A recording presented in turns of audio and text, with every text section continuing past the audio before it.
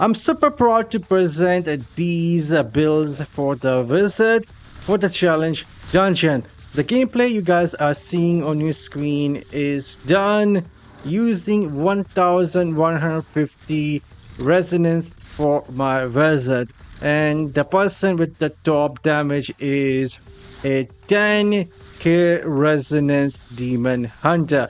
You guys can see the survivability on this build is insane. We are dealing insane amount of critical hit chance and also moving at some more decent movement speed. Not all that much, pretty slow for a movement speed, but the damage CC and the survivability is insane. And you can see 1150 resonance and over 200 million damage, only a bit far away from 10k Reso Demon Hunter.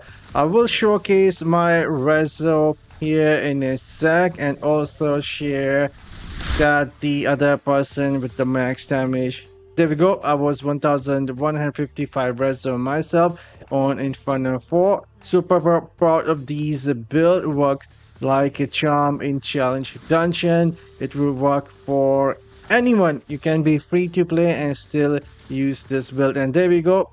A look at 10k Reso real, and you can see I was super close in damage to that person in Cavern of Echo Inferno 4 dungeon. Super proud of these builds. They are awesome to play, super fun to play. The monsters are really easy. Everyone will love you when you will play this build, and you will also deal some really good damage. So there we go. Again, look at 1000 Reso and everyone in my party. They were much higher compared to me. But anyways, there we go. I will be diving into the builds now. Let's go. Let's dive into the build, starting with the skills. We are using Magic Missile, Ice Armor, Disintegrate, Frost Field, and Scorch. And from the Warband Bonus, this is what I will recommend still using the Protector Room, giving you 5% block chance and making sure that your Warband has the Shepherd Burden Essence. This will help you move a bit faster since we are not utilizing anything else that give us the movement speed. So having this will give you some more life and increase size that will help you move a bit faster, and this is what I would recommend. And when it comes to the Paragon, this is what we are using. You guys can take a quick look. You can tinker with this, try different variation. Maybe you can try and squeeze some more damage out of Slinger, but this is what I use. And as for the legendary skill, we are using the new one, Death Release. It will trigger every 10 seconds from the harmful effect, and we are dealing quite a lot of harmful effects, so this will give us a bit more damage every 10 seconds. And now let's move on to the important bit, starting with the legendary gems. I would recommend you guys using Viper Bite to apply poison on the enemy, and also using the Everlasting to apply bleeding on the enemy. The reason for this is our set pieces. As we will apply the poison and bleeding on the enemies, we will deal more damage to them, and the duration will be increased for our harmful effects as well. So these two gems will be really important in the build, but you can go and use something else as well. This is something I randomly put together. These are the only two gems I would recommend. You can also use Monsker and the Mother Lament, Pain Clasp. You don't need to use Bloody Reach, you don't need to use Ignis Scorn, or you don't need to use the Abiding Gust. I did not have anything else to put there, and 1155 is the resonance I use for this setup here, and we are running Inferno 4. And other important stats are going to be getting the beneficial duration on your belt, your boost, and the skill cooldown on the rings. If you can get that, these will be important. And some other important stats will be getting as much critical hit chance you can out of your gear pieces. I have 31% right now, so min-maxing the amount of critical hit chance you can, it will be big help.